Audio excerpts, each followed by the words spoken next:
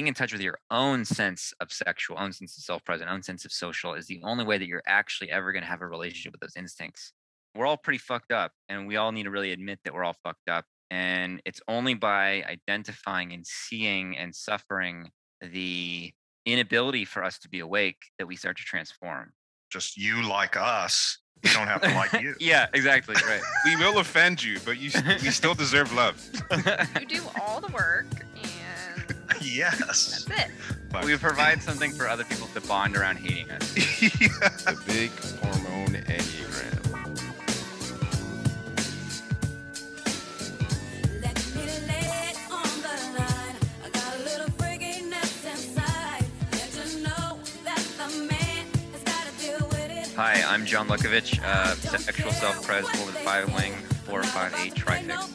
Hi, I'm David Gray, self-pres sexual 9 with 1, 974 trifix. What up? It's Emeka. I'm an 8-wing-7, sexual self-pres with 854 fixes. Hi, I'm Nancy. I am a self-pres social 3, wing 4, with a 369 trifix. If you like our podcast, guys, make sure you go like and subscribe on the Apple Podcast app. And if you really like us, you should definitely leave us a review. Hey, welcome to Big Hormone Enneagram. We are continuing to just lavish praise on my book and working with the instincts and especially the blind spot. Last call, we talked about what I'm calling the instinctual approaches, which are qualities of energy and attention and qualities of excitation and ways our psychological boundaries move and shift and change as we pursue our instinctual needs. Last call, we talked about the self-preservation and sexual approaches.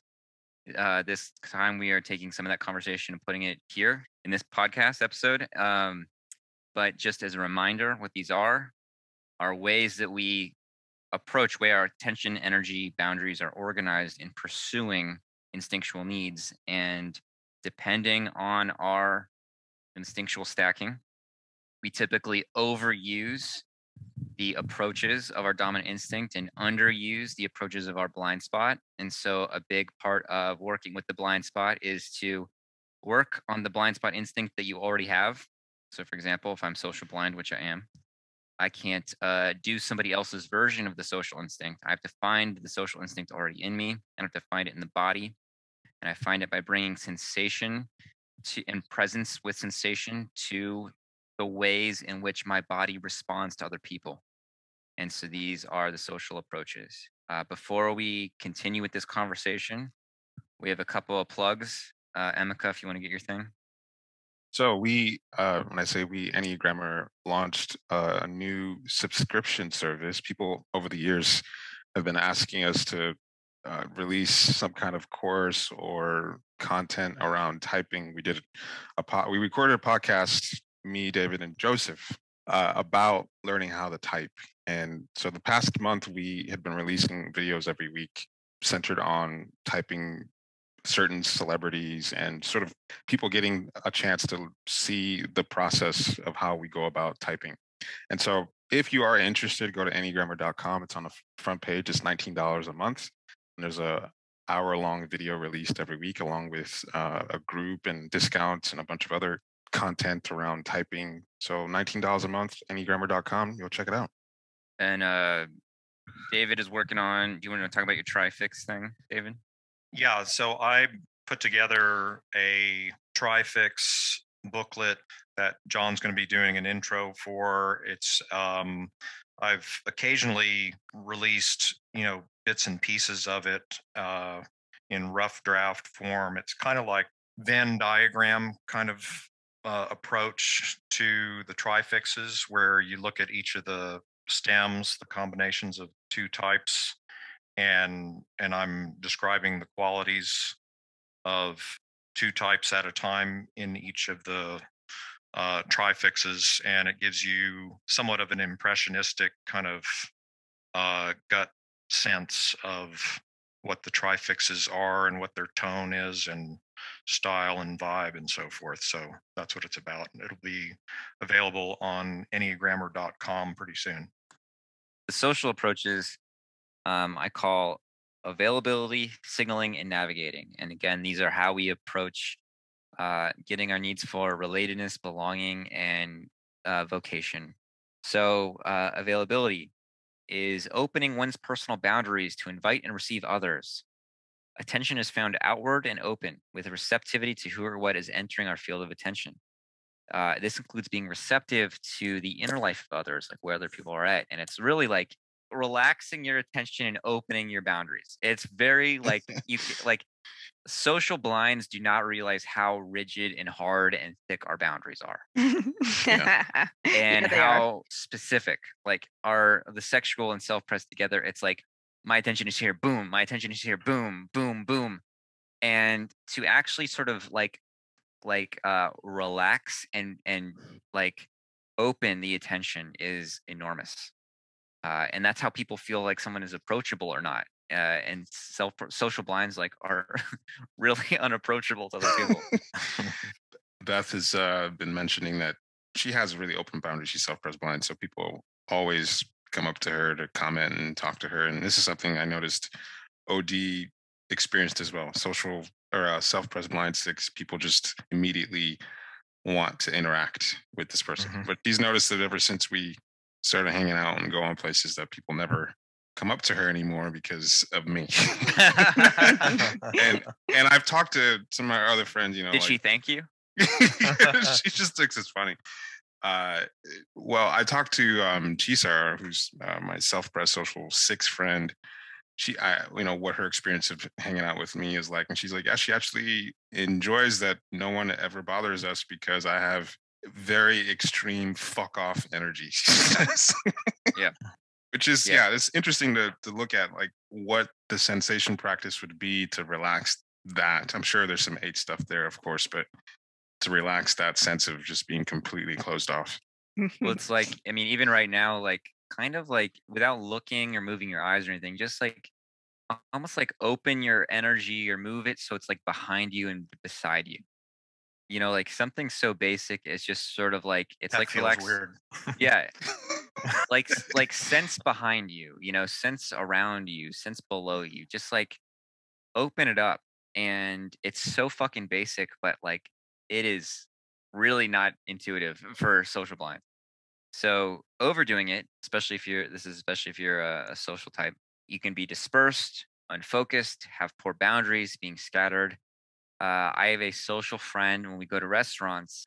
He loves interacting with the staff, and it's like Ugh. some new person comes up and he's like talking to them, and a new person comes up and it's like, where are you? It's like cut it out. Like focus here if you want to talk to me or something, but don't talk to everybody. Include people in the conversation, and it's even like the fucking saying goodbye. Like when people who just don't just say all right goodbye, they like need to have like three conversations to say goodbye to somebody. You know what I'm saying? Yep. Yeah. Mhm. Drives me nuts. So underdoing it primarily for us social blinds, but I think a social type could venture into this occasionally, is being inaccessible, cold, closed, unapproachable, and lacking sensitivity to others. The next approach is signaling. This is sensing one's impact on others and the flow of an exchange. This involves conveying feelings and intentions appropriately to the situation via body language. So, like people who are weak in social don't realize how little their body is communicating, and they don't realize how much of body is involved in communication. And so it's like this is facial signals. This is the way you move, the way you open your arms or not, the way your shoulders are facing, the way your eye contact is relaxed and open, but still making contact. You're not boring a hole in somebody's forehead, and neither are you closed off and like looking away. And this also extends too to like a social type might like wear a shirt of a band that they're into. And like I remember I was doing a workshop in Denver, and this woman who's a social type picked me up. And she was like, "I don't know if I'm sexual or social," and she had like fucking a Beatles license plate, you know, and it was like you are signaling who you are. Yeah. This is something that when we were developing and trying to figure out the collage exercise, that was a huge learning hump for David and I, of figuring out what the hell was going on with social collages, because so much of social is signaling this is what I'm about, this is what I'm interested in. And Mhm. if you're social blind, one, you don't know what the hell's going on, and two, if you're not getting the references, it's sort of like excluding, like I don't know what's going on here. Right. And so without sexual, a lot of these signals and symbols were just sort of like, what the hell? Like someone is giving, like singing a song that in another language that you don't understand.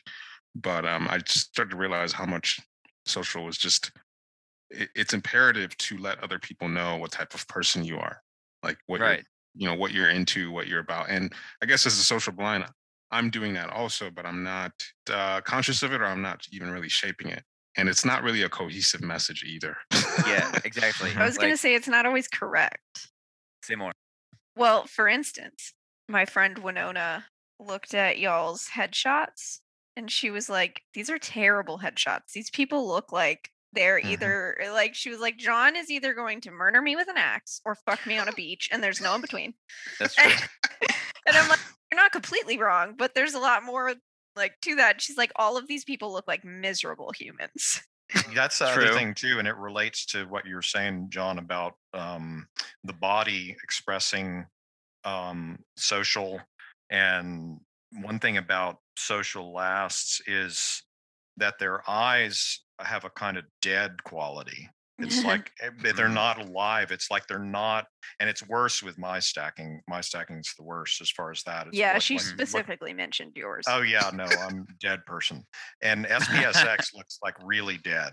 But sexual self-pres at least has that piercing thing, but it's still a quality of there's not, light emitting in all directions. It's tunneling, you know what I mean? So again, it's fascinating, that whole thing of just how the face itself is kind of not lit up in a certain way when you're social blind. Right. Exactly. Yeah. Yeah. And like, I think, like people with sexual instincts are obviously signaling something, but it's about like my sexual energy. Whereas, and there's often like a lack of reference point, and like part of the point of the sexual instinct is to distinguish yourself from others. Like what are my specific tail feathers? But like the Mhm. social instinct wants to give you some context for who and what I am. And so I think people who are social blind, there's like little to no context, and it's like kind of confusing to people. There's no invitation. There's no invitation. And it's also just, I mean, social is just, I'm an open, friendly person. Can you see it in my face? You know what I mean? Or just Mhm. some variation on that. Like, I'm not going to cause you harm or whatever. Or at least like how to locate me, like how to place Yeah. me, how to like giving you some clues about how to respond to me before you actually interact with me. Yeah. And social blind wants to give you fucking nothing. Yep.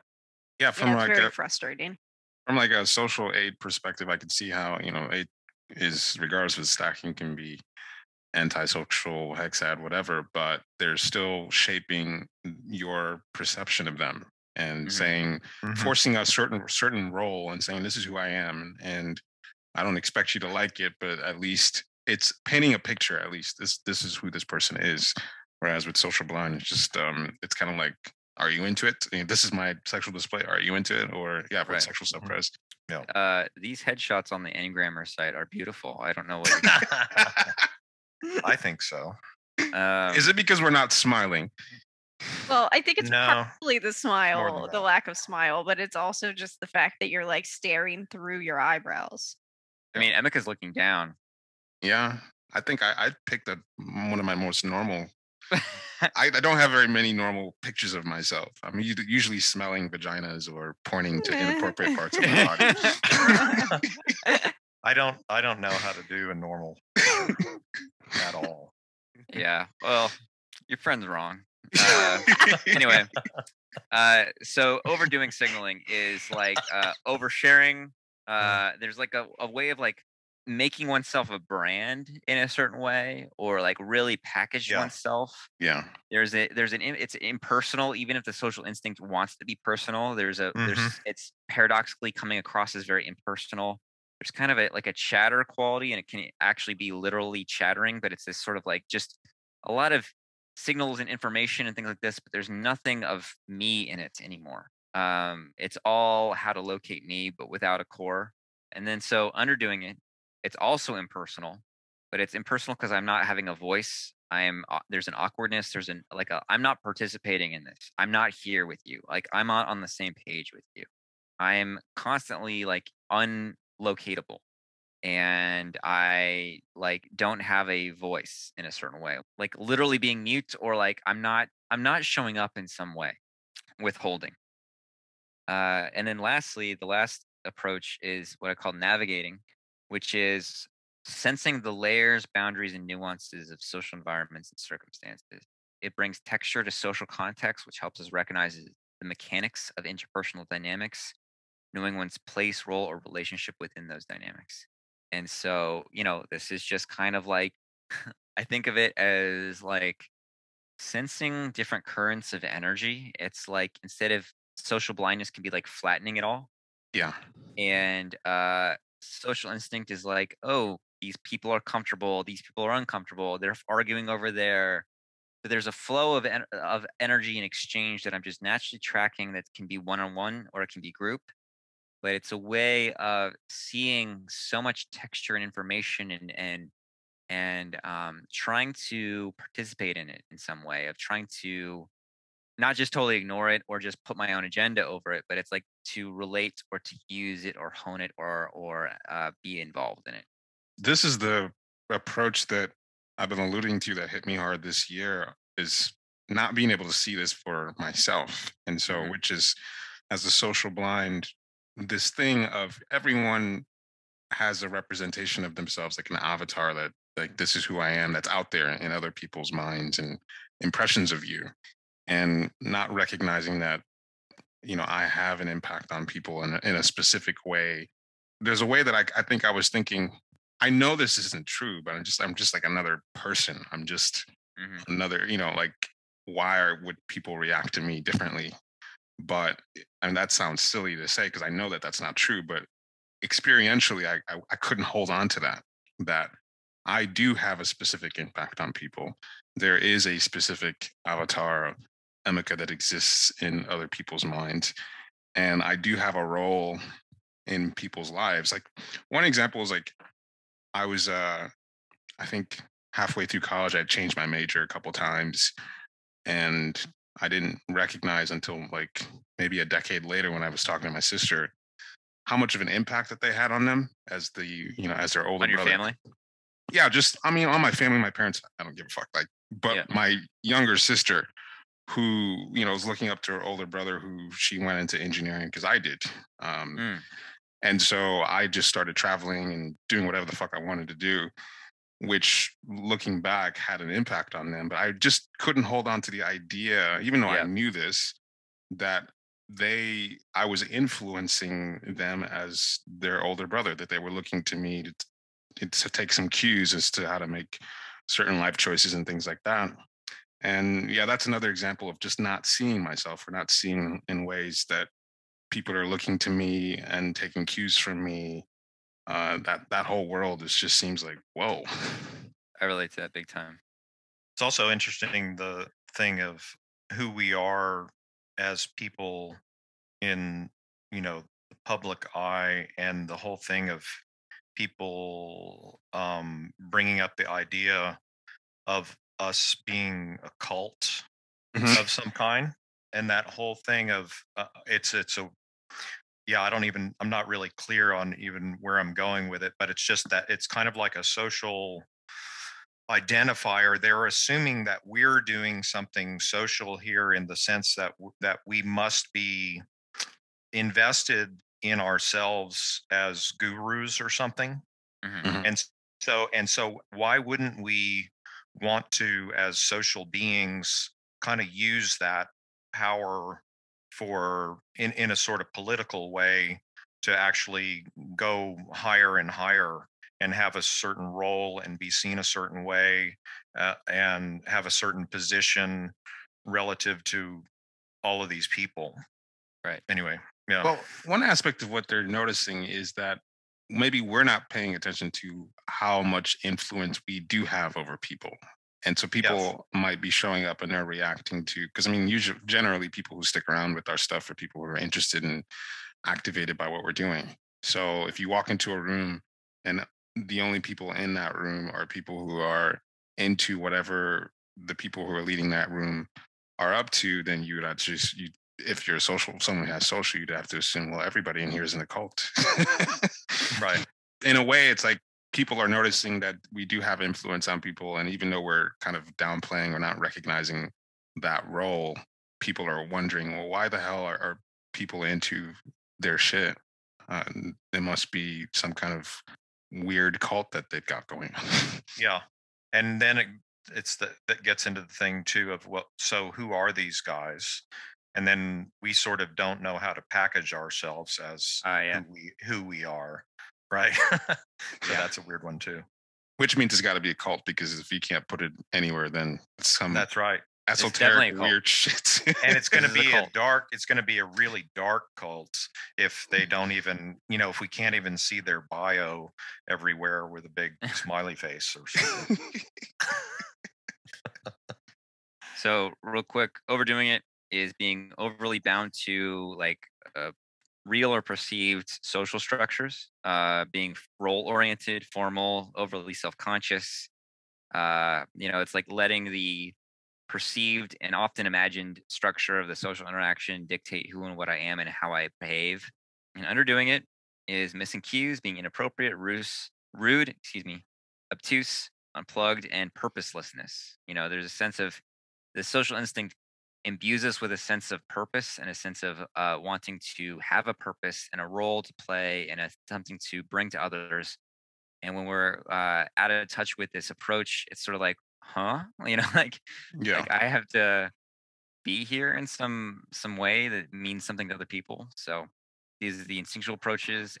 Again, these are using physical sensation to get directly in touch with the energy and quality of the instinct rather than approaching it through descriptions or something like that. And having some kind of sensation based practice is really key to anchoring into these instincts in a real living way. The events of this year, I think I've mentioned this already, just like that sense of tapping into my own sense of who I am, it really gives you a sense of vocation, like this purpose. Like, okay, if this is my role, at least recognizing one's role and what you represent, you can kind of paint a picture to yourself. This is who I am. And if you have a picture of who you are, then it gives your life or your actions a sense of purpose. Like, this is why I'm doing what I'm doing. Exactly.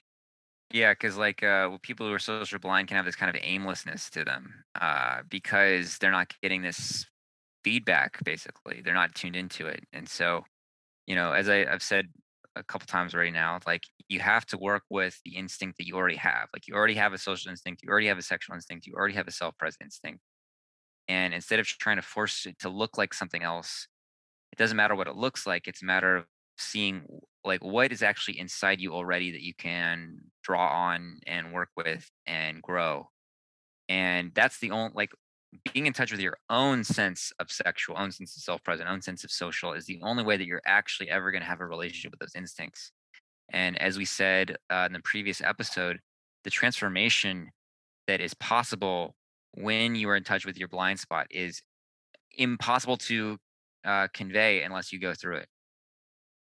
All right, so we want to talk today and now about actual practices of working with and integrating the blind spot. One of the things just to say is that it is difficult to just, like we could just list a bunch of things and it's like the person listening could do them or not do them. And so there are things that I would reserve for like a workshop, even if it was online or in person, to do with people so that people could get a felt sense of the instinctual energies. And even if it's your dominant instinct, that doesn't mean that you have a clear sense of what the instinctual energy feels like. You might have a clear sense of what it's like when it's distorted, but you might not have a sense of what is instinct without the interference of my normal neurotic personality bullshit. So part of working with the instincts is getting a sense of what instinct feels like on its own, so to speak, what it feels like without the interference of personality and all our individual neurotic stories and emotional knots and judgments and biases for them. So, with that being said, I'll start with self-pres. The first thing about working with the self-preservation instinct is that it is literally just begins with sensing your body. So we talked about the approaches for self-preservation, and they're all variations on the theme of just being centered and grounded in your own body. And that means like just feeling the weight of your body and the way that your body occupies space. I'm self-preservation middle, but I have two withdrawn types and a withdrawn wing in my type. And I remember learning that I had a strong smell.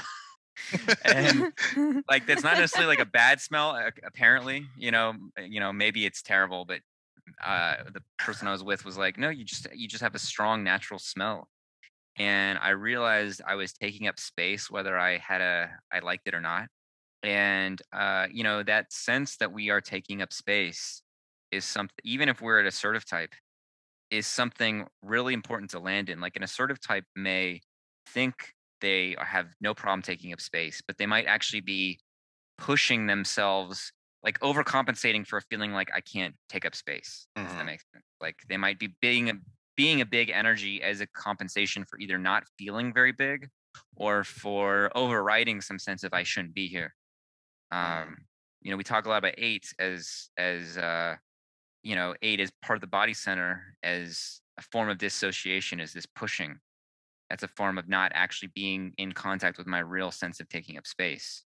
So that's the grounding piece. But then the sensing piece, the sensing approach of self-preservation is like literally sensing the body. And I think we talked last time about like if you're listening to this, like squeeze your fist, squeeze it harder, and let it go. And that's physical sensation. And so obvious, but when it comes to anything inner and anything about inner work, no one gave us any fucking training. So we all have to submit to being humiliated and infantilized, because when we get in touch with our blind spot, even if self-presence or sensation is not our blind spot, or sensation is not an issue for us generally, we're relearning to be a person from a point of like with this information of sensation or information of our blind spot that we didn't have before. And it brings us into feeling like we're infantilized. It brings us to feeling like we're kids again in something that we should have known how to do. Like if we're sexual blind and we've been having sex our whole lives, and then we get in touch with our sexual instinct, it's sort of like I was kind of being like, I wasn't like an adult having sex. It's like, Yeah. it's like I was using other instincts to compensate for sexual instinct having sex. Same thing with social. It's like you can be an adult and have these very flimsy, superficial relationships that are like I'm using who I like, who I kind of feel good around in some weird way, or I'm turned on by, but I'm not actually connecting to anybody. Yeah. And so there's a lot of humiliation. So with sensing, it's like literally sensing the body, but it's also like sensing how food impacts you. Like how does it feel? Tracking how does it actually feel after I eat X, Y, or Z, or I don't eat? Like how are things actually affecting me, and tracking that and like making that connection? Because it's like I've known people that have an amazing lack of being able to recognize like, oh, that there might be mildly lactose intolerant. Yeah. With a lot of women I've known, sometimes they have a difficult time recognizing that their period may be what is affecting their mood, and that might sound like a very like chauvinist, like, oh, this is your period kind of thing, but that's not what I'm trying to say. But I've been like in relationships and things where suddenly there's like a difference in mood, and it has to do with some different hormone stuff going on. But the actual making the mental conscious connection between the two would happen in retrospect rather than in the moment. And so how do you keep track of the way these different things that are happening in my body aren't just sort of disconnected, unrelated? They're part of one organism. And so that kind of awareness happens not through the mind has to obviously make some connections, but it starts with the body sensing itself. And then lastly, with the self-preservation blind spot, one of the things or more self-preservation approach in people with this blind spot is that they don't give a lot of focused attention to certain practical tasks. And so somebody who's self-preservation blind may have a hard time. I think I used this example last time, but like figuring out how to fix the piping under the sink when something breaks very quickly into somebody who has a low self-preservation instinct. It's kind of like this little kid voice comes up inside and is like, I can't do it, or I need mom and dad to do it or something. And what's going on consciously for somebody who's self-preservation blind is that they do want mom and dad, literally or metaphorically, to fix something for them. There's a way that connection is maintained unconsciously through being helpless.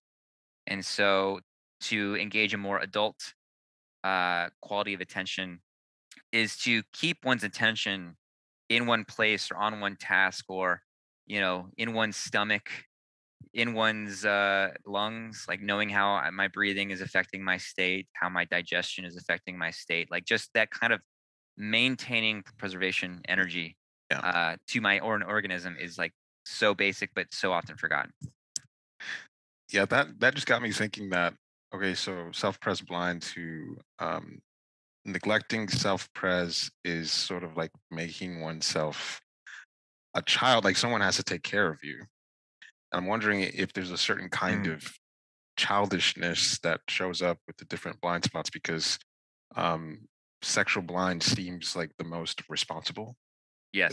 You know what I mean? Like it seems like the most adult, which I don't know if that's accurate, but it does feel that way, like the most sober. And then social blind is like the black sheep of the family. Yeah, well, I think like, speaking of like a sexual blind spot as the most adult, it's not really that adult because it's that's adult based on exclusion, based on excluding. It's like the kid who tries to be like a student, like all A student or something. Like, it's still Rude. trying to win some kind of approval or something external to it. It's not mature. You know what I'm saying? Based in like a false self-control or something. Yeah, it's like, I'm getting that hit of that archetype of that kid that's like in 5th grade, but they're like bring all their books everywhere because they're like, I have to be like a little adult prematurely because I'm trying to basically earn a certain kind of approval. And I don't know necessarily if in sexual blind it's always about approval or something like that, but it's like a premature set way I need to be that is not, and it's not come from a place of maturity. It's not come from a place of self-ownership. Does that make sense? Yeah. Because it's like a lot of the sexual blindness is a lack of trust in oneself. It's a lack of trust that if I pursue this thing, I will not just be like fucking destroyed by it, or that it will be enlivening, or it's always got to be practical. Like I can't not just be practical in this moment, or I can't let myself off the hook in any way. It's not a mature adult's engagement with the world. And I'm not saying sexual blind spot is particularly immature. I'm saying that they're all fucking immature. Yeah. I guess it's a better way to say it is different flavors of being stuck in childhood. Yeah. Something I've been like, this is with the book. If you read the book, there's a lot of early childhood development of the instinctual systems, and where I think things from the personality kind of go wrong and things like that. And I go through the separation individuation stages, like Margaret Mahler's separation individuation, and I think that there are so those stages, separation individuation, describe the building of the personality in early childhood through distinct stages and distinct time periods that are meant to accomplish in air quotes, but like accomplish certain psychological structures and certain new realizations of autonomy. But I think that there are probably corresponding stages of a kind of individuation that happen in adolescence that there's almost little to no recognition of, that have to do with a second, like separation individuation is described as a kind of psychological birth. And I think that there is like a social birth or a second psychological birth that happens in early adolescence. You know, it's Mhm. That makes sense. because one of the things I'm struck by is how many adults are stuck in what I would consider like a 13-year-old's, 12-year-old's, 14-year-old's sense of a social order or sexuality or self-regulation. I can So also anyway, remember in junior high, that was, and I've heard other people say the same thing, that in junior high school, everybody just suddenly broke off into really strictly adhered to cliques and hmm groups that they were yes, part of hmm right at that age. Yeah. yeah, exactly. So I think that there's a lot to that, and I think that that would be something to really uncover because that time of life is not really recognized as like a new birth. Hmm. You know, it's sort of like, oh, kids better get their act together. But you're getting a whole new sense of self through that period. It's a whole new psychological birth. So anyway, it'd be fascinating to kind of figure more out. It's interesting in the context of, puberty and uh, sexual reproduction coming to maturity Hmm. and the sexual instinct relating to rebirth. Right. Ultimately, though, it's sort of birthing you into a social space, you might say, a new social space at that age. Yeah, exactly. And part of why this sort of tangent is relevant is because I do think that this age period we're speaking of, like early adolescence, is when a lot of this blind spot stuff starts to wound and is when it starts to like I was a social blind little kid and I don't think it really fucking mattered that much, you know? Yeah. Like it didn't really matter until I became more of a social being, Hmm. social organism uh in early adolescence and then I started paying for it in ways I didn't realize. Not to say that that's true with everybody, but I think that's when a new quality of suffering emerges and I think that's where these kind of approaches like there's almost no support or consciousness from parents or the social environment around how to tap into these instinctual currents so to speak, these like resources within our own bodies and languages within our own bodies, and so we compensate by using the two instincts that we have a little bit of traction with and using those two to address the third missing aspect, and it creates this, you know, this really kind of fucked up system in adolescence that just continues throughout life unless we do a lot of work on it. Mhm. So yeah. Anyway, I've been blasting a lot. Is there any anything before I go into sexual blind spot? No, no. Mm-mm. So I'm going to be very like uh, size heteronormative white guy, whatever. But I do think that you know when it comes to the sexual instinct, there is a masculine polarity and a feminine polarity that you know may or may not have anything to do with your physical sex or anything like that, but I think that in people of all flavors, that there is a kind of need to relate consciously to a masculine and feminine energy within us. And so when I've worked with mostly just men and women and mostly just straight, but I've worked with uh, other sexualities. And I think what I'm about to say will apply to basically everybody, but you know, I'm an idiot, so I could be wrong. What I'll say is that in working with the sexual blind spot, there's going to be a lot of wounding around feeling boring, around feeling unattractive, and feeling who and what I naturally am, so to speak, is either dangerous or untrustworthy or messy or gross. And there's a lot of feeling of needing to cover myself in one way or another. And that's like, when I say that, people who are sexual blind may not recognize that in themselves. And so take it with a grain of salt, but also don't be like, oh, this fucking guy.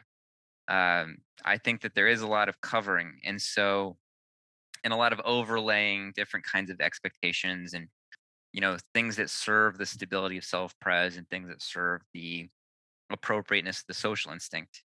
And Do you so when mean like covering by like hiding? different forms of hiding but that Okay. may not look like hiding. Okay.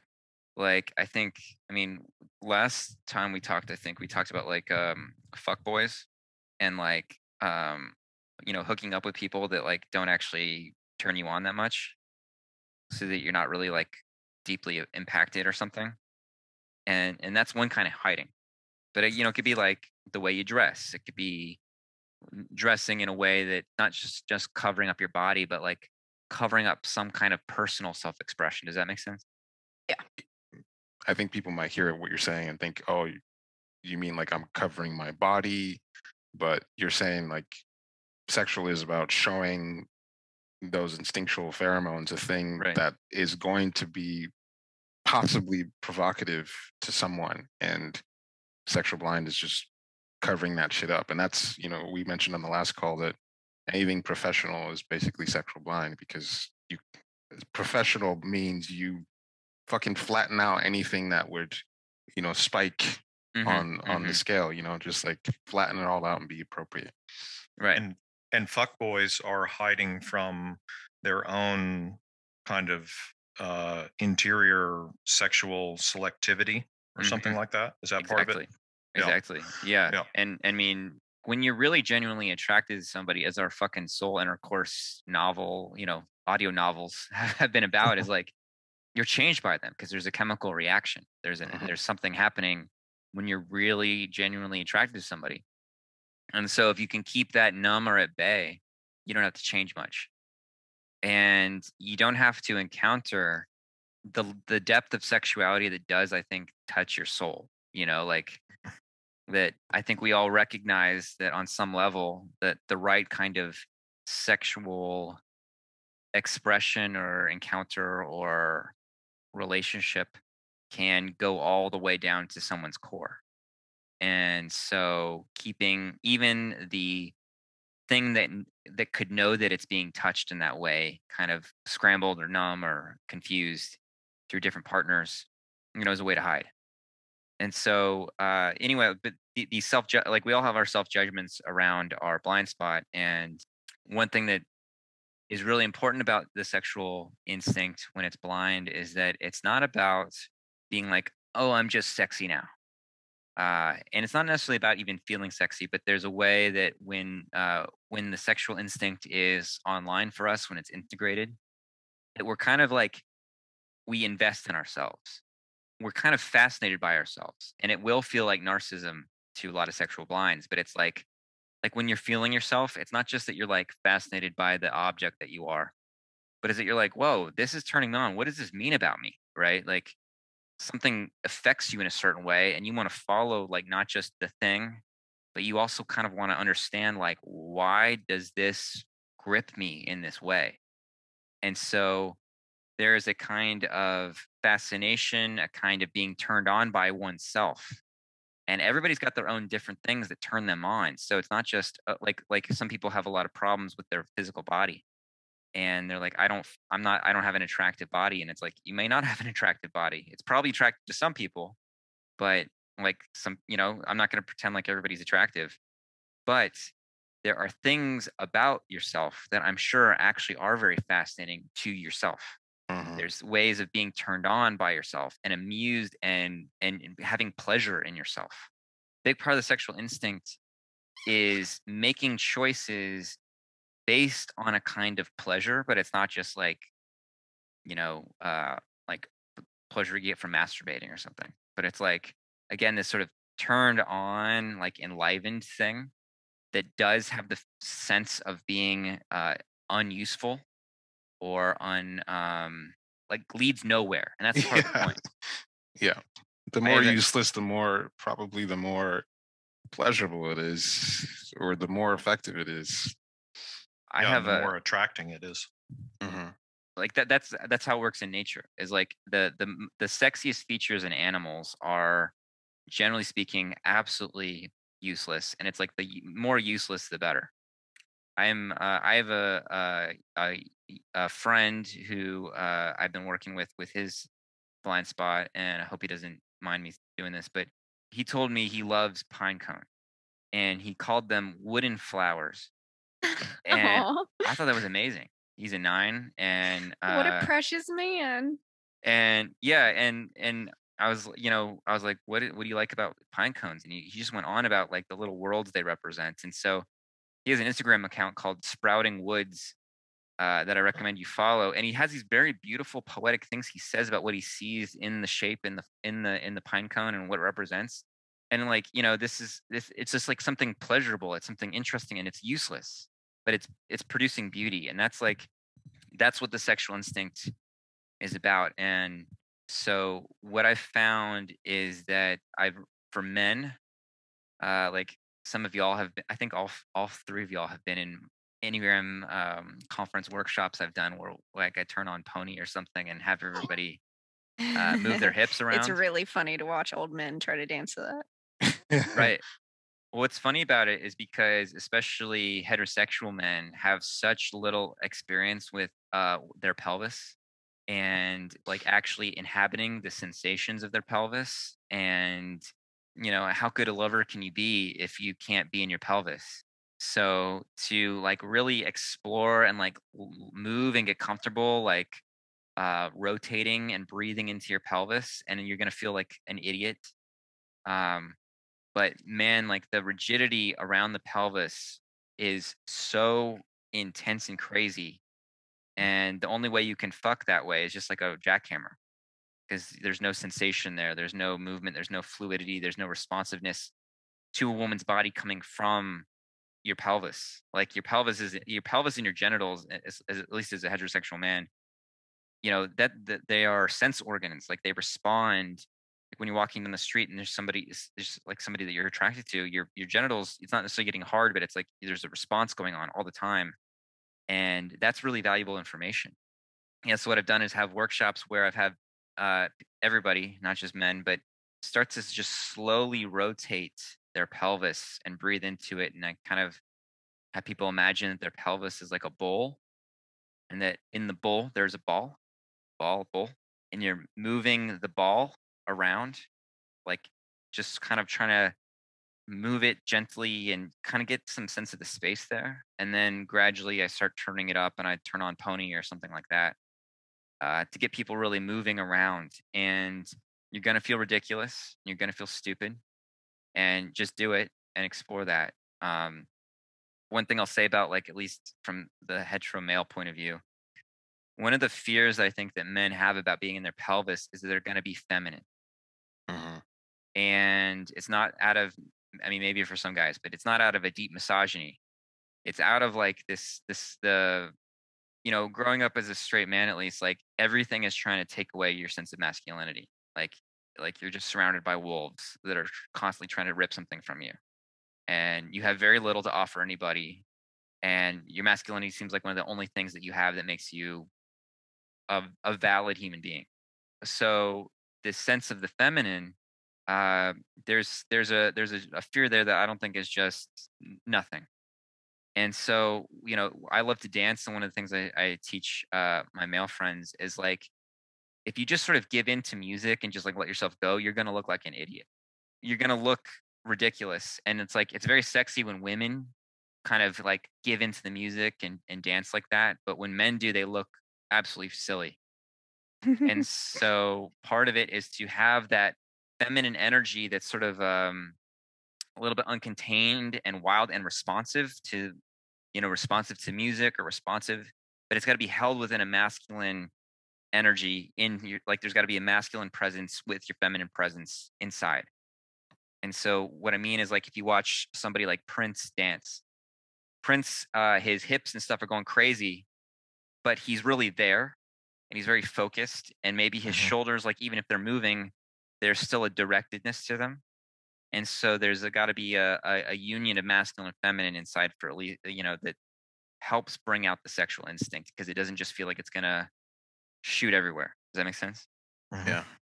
This interesting. This is another system, but at some point we'll probably have the creators of the objective personality system on here to talk about it. But I thought this was really interesting because you're talking about dancing, and um, people inherently, and this is regardless of when someone's gender, they have inherently masculine or feminine movement Mm, styles.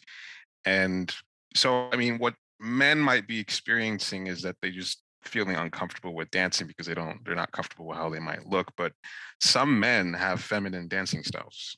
Like Prince would be an example of someone who has like a lead feminine dancing style, and then some men who might even seem feminine in other ways have masculine dancing styles. Like Michael Jackson is an example of like a feminine sort of guy who has a very masculine, punchy dancing style. So it's like there's so many different styles of dance, but I think what men might be reacting to is just that sexual blind thing where I've never even given into music. But even if you're giving into music as a man, the way that music expresses itself, regardless of even if you're a man or a woman, can be expressed in a feminine or masculine dance style, depending on what someone's physical orientation or style might be. That particular thing was one of the things that really got me excited about that objective personality system, is that it's got these designations: FF, like double feminine, MM, double masculine, and then MF, and then FM. And oddly enough, there was just a brief clip that our friend Akram sent me that was on dance styles of those combinations of gender, which again can show up in men or women. And it predicted my particular way that I dance. I'm MF, which the style is basically, just to sum it up, is to do masculine stuff, but it's like to make it a joke. It's like, I mean, I've done it. I do it like Nancy's experienced it at the conference. It's like it's very annoying. Yes, it's very annoying. It's like assertive, but I was kidding and just fucking with you, as opposed to like double, like I think Michael Jackson is double masculine. Double masculine. So it's like fucking serious. Like I'm not kidding around at all. That kind of thing. Anyway, that was. I don't know, because you definitely have masculine, because the numbers are describing a different orientation. Masculine is describing like what functions, cognitive functions you're punchy on, like you're pushy with. And so if somebody is double masculine, that means that they have a masculine sensory function and a masculine external decider function, which is like the tribe function. So someone like Michael Jackson, I believe, has like masculine TE and masculine I think SC or something like that. And so that means those two functions are really pushy. And so their movements interesting, become really pushy. And so you probably, I think you have one of the masculine functions. Could be FM. Yeah, probably FM is what I think. And like Prince would be an example of someone who's FM. Like there's some punch, but it's got like, there's a flowiness to it, but there's a pushy, there's a pushiness that follows the flowiness. That makes sense. What about me? I don't know. You're pretty fucking aggressive. You pulled me on the dance floor. Never mind, the entire night John and I danced. Yeah. Definitely got masculine in there somewhere. But I mean, the point is that I think people's hesitance to dance is just not even giving in to the music, which is kind of like a sexual instinct thing. But in terms of guys being afraid to dance or feeling like they look feminine, some dudes, even masculine guys, do have a feminine dance style. Like The Rock is an example, a super burly masculine guy who has like a feminine dance style. I think he's double. He's feminine, right? He's right. Yeah. Double feminine. And so it's like, and then you can have like a Michael Jackson who seems like, really feminine guy, but he has a very masculine dance style. So it's just, dance is going to look different, but people are just not willing to be taken by the music, but it's going to look different depending on what you got going on. Back to the sexual blind spot thing. What I've had female friends do is dance in front of a mirror and like check themselves out, and even like to masturbate to themselves in the mirror, just to be like turned on by their own energy. And that quality can be a real, like, first of all, you're experiencing your sexual energy full on, but you're safe because you're with just yourself. And getting a sense of like what the flame and the contours of the flame of your sexual flame feel like, and how it expresses, and just giving it some airtime in the privacy of your own experience is really important. It's just like then you can see who can meet it. And part of the distrust sometimes of a sexual blind spot is because they don't listen to their sexual instinct, which is that it has its own discriminating quality. Sometimes sexual blind spot people have had experiences of being sexual people that they didn't really have a sexual connection with. That can make an added distrust. And it's not just because it's like, oh, it's been dangerous, but it's just maybe just bad sexually, like just not knowing how to figure out like how that piece works, or somebody that I really respect and admire, I like a lot, I really love, but I'm just not like, I don't want to like fucking eat for dinner, Feeling that hook with someone and feeling complete, like, that blind spot, like springs up and you have an overreaction to it, like, oh my God. And it feels like it's going to tear the whole house down, and not feeling like they're equipped to deal with, what happens when I am hooked by someone, what happens when I am super into somebody. Like it can, they're just so unprepared for that event that when it does happen, it just like shut it down, run away, Exactly. Yeah, well said. So yeah, letting yourself experiment with yourself in that sense and style. Like men, I don't think are turned on by watching themselves masturbate. They're not.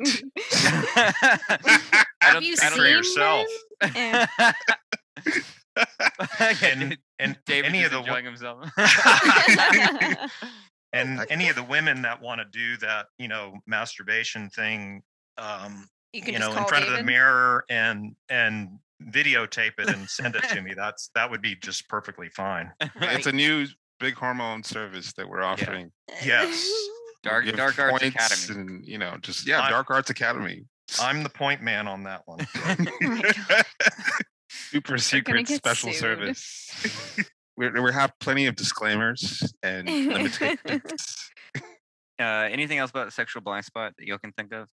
Oh, it's not directly related, but I have a story. Yeah, here, let's do it then. So I spent the last weekend in Nashville for a bachelorette, not my own, and we went to a male strip club, which I wasn't particularly excited about because men. But What?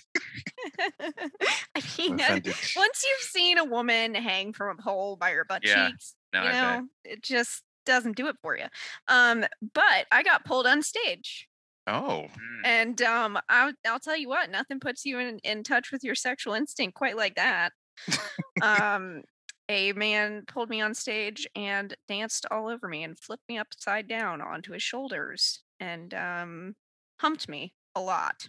So How that did was that pretty go? fun. It was fun. It was entertaining. Would recommend 10 out of 10. Spent a lot of money that night. Anyway, that's my story. Social. Yeah. Oh yeah, social. Yeah, that one. That's The one that we need to work on. Yeah, exactly. the one that doesn't apply to y'all at all. Yeah, Why would we ever work on it? Didn't It's somebody useless. just post in the group about like this thing where they like realized that hearing the last episode and hearing our social blindness, they like understood us now and didn't hate us so much or something? Yeah, I was like, oh, yeah, we finally humanized ourselves. We're worth considering as human beings with faults, just like anyone else. Oh, okay, cool. So I recall like in this week, people were talking instinct stuff in the group, and someone asked like, how do you sense social instinct? Like, how is social instinct located in the body? And just like the other instincts, like you're impacted by the presence of other people. Even just the basic way that we also recognize that we're either drained or energized by being around other people or specific people or whatever. That just like there is a whole fucking kaleidoscope of impressions coming through the sexual instinct, coming through the self-present instinct, there's likewise a kaleidoscope of impressions coming through the social instinct. And we have just been really well trained to immediately go into our minds about the social instinct. Like even people who are social dominant, generally speaking, there's like, it's easy to skip over the I'm sensing, feeling, internalizing this interaction on a body level and going and getting cognitive about it. but nonetheless, like we immediately respond to people and their impressions like instinctively. We respond through the body, and in any interaction, we are unconsciously and automatically gauging all this different information. Like, is this person older than me, younger than me? Is this am I attracted to this person? Are they a person in some kind of position of social power? Mhm. Yeah, what's the power dynamic? All this kind of shit.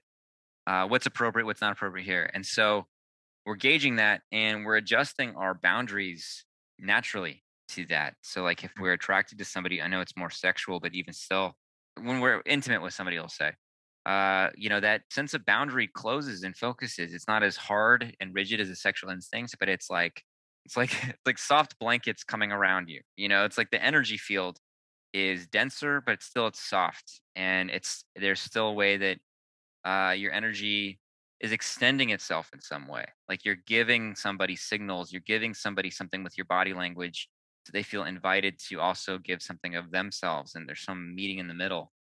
And this is going on all the fucking time. So the social blind spot is about sensing. It's sensing how your energy and attention are impacted by other people, how your energy and intention are impacted by your own solitude, and being willing and able to tap into how people are affecting you when you're around them. So people who are blind and social, it's not just that we don't sense these things, there's a resistance to sensing them. We are resisting being affected by other people. There's a lot of distrust in other people just naturally. And there is a way that we feel our autonomy and even our sexual attractiveness will be compromised or run over or exploited or somehow pulverized or destroyed or molested, whatever kind of horrible word you want to use, if we are even aware how other people affect us. Yeah. There was that workshop, the last one we were at IEA, was like the first time that I really felt the horrific, the horror of the social instinct, social blind spot. Because Yeah. we did that exercise where we had everyone starting off, like get into small groups, like 3 people, like the 2 people next to you, just 3. And then, so groups of 3 and just standing next to each other. And then we did that for a little bit, just being around each other, and then find another group of 3. So now you got a group of 6 and just stand around in a circle. I think at this point, were we touching each other? I think we were touching each other. I had a Yes. real I think problem we're with holding that. hands. Yeah, I had a real problem with that. Initially I was like, this is okay. There's 3 people touching me, 6 people touching me. All right, I'm starting to get it really uncomfortable. And then we doubled it to like 12, and I was like, get me out of here. I was so grossed on a physical level. I just felt Same. completely out of place, completely awkward, completely like skin. That's sensation of like, get off me, just delete this situation. It was a real visceral experience of what I guess I'm doing all the time. So Right. it's not open to being, being. It was horrifying. And we ended up with everybody in a circle. And that was like excruciating to me. I just like, get away from me, all of you. Totally. Totally. One thing I want to say is that I had a hard time recognizing my own social blindness, because when I was trying to figure out my instincts acting, because I was like, I don't seem to have any problem making friends. And Right. I had to look back on like, you're comfortable with these people. You've created a box that says, these are the people that I feel comfortable and free with, that I can communicate with. We have some kind of a thing, and I can connect with anyone within this box. Like, this podcast is like a box. People might be listening to this and like, oh, Amica's a really interactive guy. And then they find me in some other context and they realize like, it's not at all, not so much at all. Absolutely not. But just not seeing that I'm not open to being affected by people that I haven't passed through the filter of sexual and self-pres. Mm-hmm. Yeah, absolutely. So even though that sounds like it's not like the solution then is let me be open and affected by everything. Like that's not going to work. But it's like you start with who's in my box already? Like, who can I allow myself to feel affected by and touched by? And can I open up just a little bit more, not necessarily to them, but open up more to the impressions I'm having about their effect on me? Also, I wanted to say too about, that exercise, going back to that, like when it opened up to like everybody in the room, arms around each other, and I was having that disgusted response. A social dominant could hear me say that, and maybe even experience that same thing in the same way, in the words that I just said. You know what I'm saying? Because part of social dominance is actually being particular about social, Oh yeah. right? Mhm, So that could be confusing. I just wanted to clarify. I'm not sure the way to make it more specific to my social lastness, but it's something like the sensation of, I don't want to know what I have in common with any of these people, Yes. and I want to get it's I don't want to even try. I don't know how to do this, and there's nothing of value that's going to come of me finding some kind of commonality with these people. Right. Like, for Okay. example, Joseph would absolutely have He would hated never do that. it. Yeah, he would have hated that exercise, but I don't think he would have hated necessarily being in the room and not having to be in that circle. Like, just, being around people, he's energized by that. But I think as a social blind, there's sort of like completely blocking out the possibility that people and strangers have an effect on you. So Right. the disgust was coming from, I don't know what's going on here. I don't know why we're doing this. And, Yes. so it's kind of like you're not even sensing, it's not even like, oh, I hate these people or I don't want Right. to be around these people. It's more like, I don't know why this is happening. Right. Yep. Yep. Yeah, and it's like Just confused. Why do people do this? Yeah. Right. Yeah, because so the exercise every time when I was like Julie Harris, who I do New York Enneagram with, and I did a presentation at the IEA, the International Enneagram Conference or whatever, and yeah, had people hold hands and all this, and then the point is not necessarily that like social instinct is about liking this, like it's not that at all, but it's Right. getting in touch with how people affect you, just Mhm. on a basic fucking level.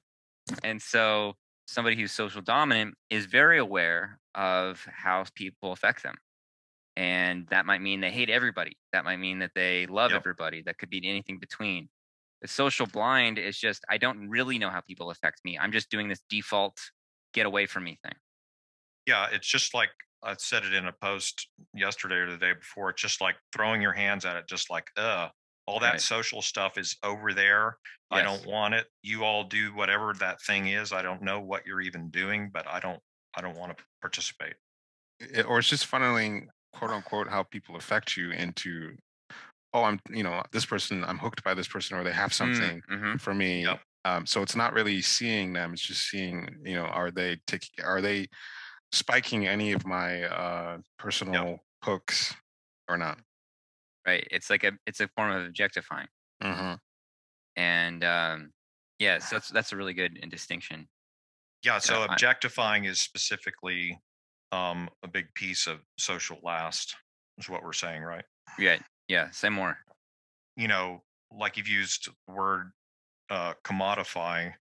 It's like self-pres is sort of commodities, but with sexual, it's kind of like commodities that are juicy to me. So it's Mhm. objects. People are objects that may or may not have some juicy drugs that are going to do something interesting for me, figuratively speaking. And if they don't have the interestingness and particular flavor that I'm looking for, they're essentially like non-existent or devalued, or I'm just writing them off pretty much entirely. Right. And this Yeah. is all unconscious because it's not like Yeah.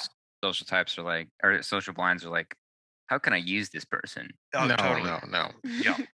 Well, I think part of how this has shown up for me my entire life is just I've got a social 8 dad and my mom's a 2, and so there's a lot of culturally, at least with Nigerian culture, there's a lot of social activities, like keeping track of what your family members are up to. So I'll get calls from my mom telling me this cousin's up to this uncle's dead, and this person got married.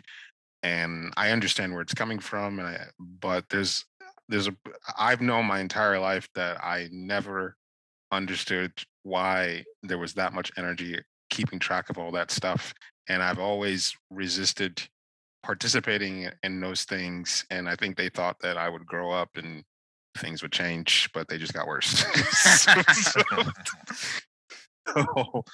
But just like that is legit what it is, because if from a family perspective is like, why would you give a fuck about people other than the fact that you're related to them, like they're your cousin, like this person doesn't necessarily have anything that you're interested in.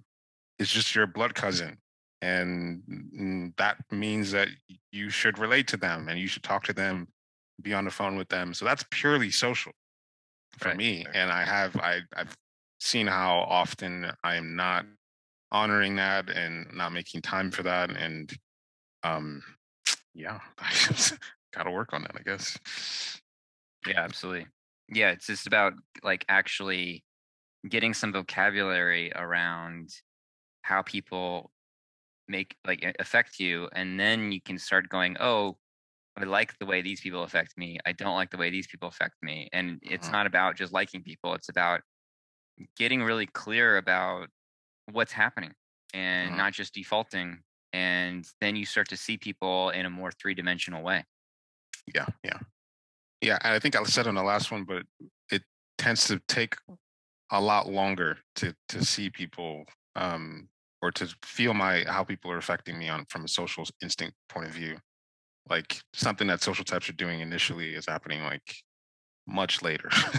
Yes, exactly. Yeah. Anything else about social blindness? We're crazy cave people that stay in the dark and are vampires. We deserve love too. Okay, Yeah. Our humanity should be recognized. Yeah, if you're listening to this podcast, hate listening like 99% of our listeners, and just think that these aren't real people. We are real. They're just sad little snails. Miserable. Just little snail people. We don't know how to take photos. We don't know how to smile and be and have eyes full of light. We're just darkness everywhere. But we deserve love too. We deserve sympathy. Even if we forget to text you back, or stop never call, or respect your humanity at all. Yeah, we just like you like people at all. Yeah, just don't pay attention to any of that. Just you like us. We don't have to like you. Yeah, exactly. Right. We will offend you, but we still deserve love. You do all the work, and yes, that's it.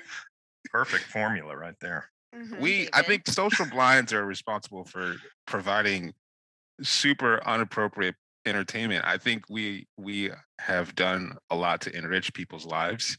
They can listen to our programs and like, wow, I can't believe they said that. Yes, you're welcome. We have brought entertainment. We provide something for other people to bond around hating us. Yes. Something to talk about. And this is when I bring up that any women that want to do the masturbation in the mirror and want to film it and send it to me, please do. Because we've learned how to be more appropriate. So, and that is yes, I'm now appropriate. I now handle that material appropriately. He gave an invitation, and it's going to be with disclaimers and limitations. It's going to be done very appropriately. So please reach out to David. So, one thing I do want to add, and since we're tying a bow on this part, is the reason the blind spot is so important is because it is a practical sensation body, in the present moment thing you can do to actually meaningfully change your personality, to actually work on it. Like, to say you're going to work on the thought patterns you have is very, very difficult because your thoughts are just energy moving through your mind. Same thing with your emotions. But being in touch with the blind spot, it's working with sensation. And as Madame de Salzman says, sensation is the only reliable instrument of self-knowledge. So it's always available. It's always in the present moment. And doing so provides more of a space for you to land in, and it opens up the like range of impressions that you have to take in. It alleviates so much of the neurotic shit going on in your personality. And when you're really grounded in the three instincts together, not only is each instinct more satisfied, but your dominant instinct is doing much better. And it creates a foundation in the body for your heart to be, to exist, to be open and not just in reaction. And so when there's a strong, present body center, the heart center can stop having to do the job of the body center, which is to react to things to create boundaries. The heart can be free to be in contact, can be touched by things, and can make contact with things. That's where intimacy becomes possible because you're not just using somebody for your instinctual fix. Your instincts are doing their thing, whether they're upset or whether they're happy, doesn't really matter. But your heart can be available independently of your instinct. And your mind can no longer be enslaved to justifying the emotional reactions that you're having because you're not in touch with your body. The centers can be present and do their right work and work together and do what is appropriate to each center. Gurdjieff said that the ego is formed up out of the wrong work of the centers. And so the blind spot is the most practical, easy in a sense, not that it's easy, but easiest way to start to change the whole disorganization of the centers and to shift the center of gravity from our ego more into essence. And finally, there's a lot about this in my book. So buy my fucking book. And people who want to work on this should hit you up. Yeah, hit me up. And I might Also- want to do like a workshop on this shit. Yeah, that'd be good.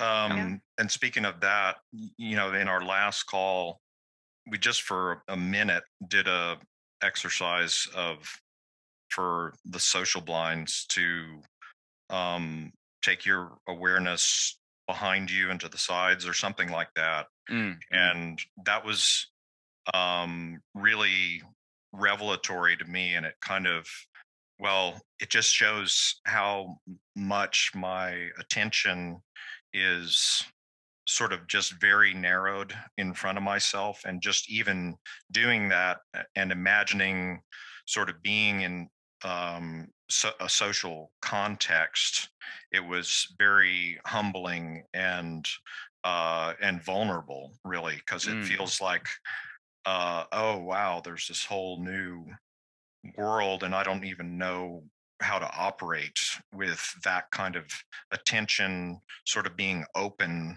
in a wider sphere. Right. Yeah. Right. Yeah. And as you're speaking to David, it's like we do a lot of ego games where we like beat ourselves up for our lack of awareness and our lack of skillfulness. And like what you're saying, it's like humbling. And the point is to not do things well, because if we did things well, if we could just have a more open and available quality of attention, then I don't know, then we wouldn't need to do this kind of work or whatever. But we're all pretty fucked up, and we all need to really admit that we're all fucked up. And it's only by identifying and seeing and suffering the inability for us to be awake that we start to transform. So a lot of people they start to beat themselves up, or they praise themselves. And I talk in my book about praise and blame and like and dislike and all these ups and downs. And it's whether you're congratulating yourself on how present and awake you are, or you're beating yourself up on it, it's both the passion. Passion can be positive, or the passion can be negative.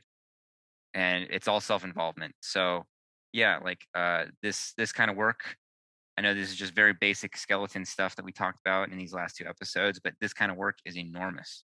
Speaking of a workshop, do you have like several kinds of sort of, I don't know what you call it, sense-based body exercises to kind of get in touch with each instinct?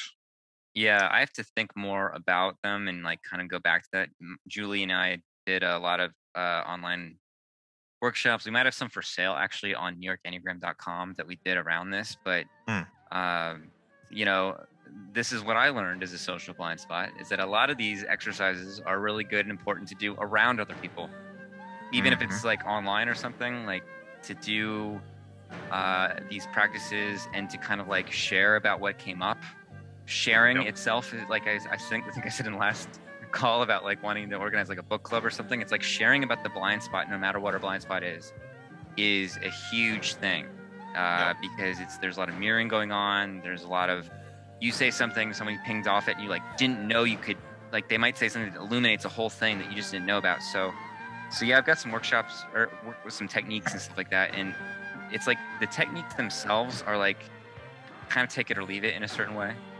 It's the intention and it's the atmosphere and it's the willingness around it that really makes them powerful. So like that's why a workshop or something might be like a good place to experiment with that kind of thing. All right. So, there you go.